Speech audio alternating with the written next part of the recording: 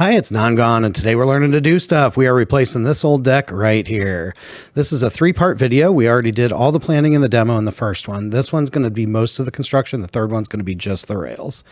We're going to try to keep whatever we can from the old structure. We're going to try and use as little wood as possible to keep it from getting rotten. And we're going to try to be economical. So I'm going to run a time and money total as we go through this video. So let's get started with part 1, footers and posts. There were 2 posts here, so I'm going to put 2 new holes and new posts in. Hopefully that'll be enough. Rather than take the old ones out and mess with the structure, I'm just going to dig 2 new holes on the other side, and we'll put up a 3rd support so that it's supported on both ends. You can use whatever you want to dig the holes, but make sure you get below the frost line. Ours is 36 inches, so we got to go that deep. It will vary depending on what part of the world you're in. You could use an auger. That'd be expensive but easy.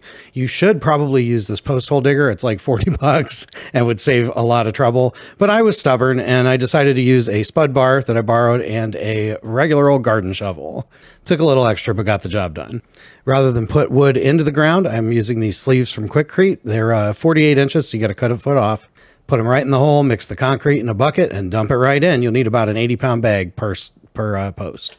I'm using these brackets, which go in here by these anchor bolts. Just twist them down about halfway, drop them into the concrete. If it's thinner concrete, you want to use something like a paint stirrer across here to keep the bracket from sinking while the concrete is setting.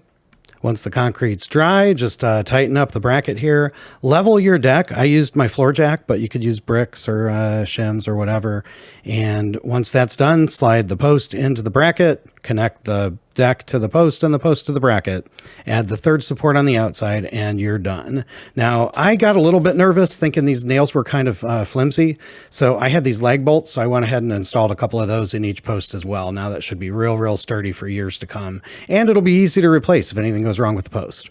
This took about 8 total hours for this step and about $150 in materials. So not too shabby. And we're done with part 1, only 4 to go. Yay! So that brings us to part 2, which is going to be the joists. And this is probably the easiest step since the frame's in such good condition. But they put them on 24-inch centers, so they're 24 inches apart. The decking that we're using requires that they be 16 inches or less apart on the joists. So we're going to have to add a few more. I'm just using the same construction method that was already here, which is a joist hanger on the inside and then a couple of nails coming in from the outside. So that's all we're doing. We're going to add one in the middle of each of these spans. And then because I know we're going to do a picture frame around the edge, I'm going to fudge a little bit on these outside too. And instead of putting it in the middle, I'm going to put it where that picture frame's going to end up. So I got something to screw to.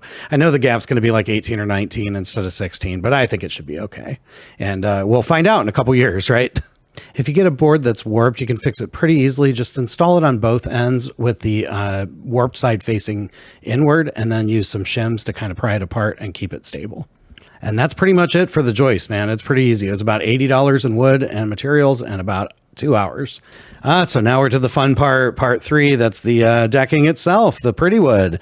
Again, we're using dark cocoa from TimberTech. They offer 3 types of boards in different lengths for each of their colors. One is deck boards in either grooved or square edges. One is risers, which are 8 inches wide, and then one's fascia, which is 12. We're going to use the risers as fascia. So we're going to run a frame of that around vertically around the outside here. And then we're going to put a picture frame of square boards around on top so that none of the ugly edges or unfinished edges are visible. And then from there, we'll go from the outside to the house using the groove. As for fasteners, we're going to use these TimberTech proprietary hidden fasteners for the grooved ones. They're expensive. They're about $1 each. We need like 150 for this project, but I didn't want to take the chance on using a cheaper one and having it fail. Then for the non-grooved boards, we have to use some sort of deck screws. And so I'm using these that are kind of camouflage. So that's what we got. Basically, after that, you just start at one edge with the risers first and work your way around, making 45-degree cuts so that no unfinished edges are visible. Do the same thing horizontally with these deck boards around the outside, and then measure each groove board and work your way back to the house. Couple of tips. Number 1, if you're buying a miter saw to do miter cuts, the number of the inches of the blade they give you is a radius, not a diameter. So a 10-inch saw will only cut a 5-inch board. And if you're stupid like me and buy too small of a miter saw, you have to do back cuts on all your cuts. So don't make that mistake. Secondly, when you get to the very last board of the house. So you'll probably have to use a T-square and a circular saw to cut, make measurements pretty precise at about every foot, and then kind of draw a contour there. That might take a little bit, but trust me, the time invested is worth it. And that's pretty much it for the decking. When you're done, this only took like maybe 10 hours to do, and it looks wonderful. I'm so happy, and it was not really that difficult.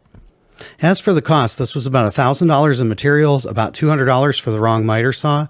And so $1,200 for this step, bringing the whole project only to about $1,500, which is really, really not bad. And it looks really nice. So that just leaves two parts, which is the stairs and the railing. We'll do the stairs now. We'll do the railing in a different video. Now, I looked at the old stairs and just could not figure out, conceive of how this was all put together. And so I looked up the building code, and what I found is that they really don't care how you build it. They only care about four things. One, you have to have enough space for your foot to land. So that is the width of each stair. That's the number. They care about the width overall of the staircase, has to be at least 36 inches. They care about the height of each step, right? So how far vertically your foot travels when it drops down. And that is generally 7 3/4, or could be a little higher in different areas, but it's about 8 inches. You can't make a step deeper, like longer, higher than 8 inches. And they also care that you don't pull any medieval castle funny business and have different size steps. So all the steps have to be within like 3/8 of an inch of each other. So that basically just gives you basic math, right? You got 21 inches and 3 steps. That's 7 inches per. I was able to cobble together with basic lumber and materials something that looked like this. I put some extra 4x4s in here because we're going to put a rail here, and I know you need extra support, and I won't be able to access it once the fascia goes on. And this seems pretty stable in all directions and looks good for me and matches all those things I just said. So I'm going to call that a victory, and we're going to go ahead and put the risers and all the other boards on there. This whole thing only cost, even with the decking that I had to put on there, like $100. It is not that bad. And we made it 4 feet wide. So it's chonky, as Mimi likes to say. This is a chonky step. So very happy with this. Looks good for me. We'll patch this up and we'll be done. And that is actually going to do it for this video. We'll do the railing in a completely separate thing because I'm way confused about what we're doing and what's out there.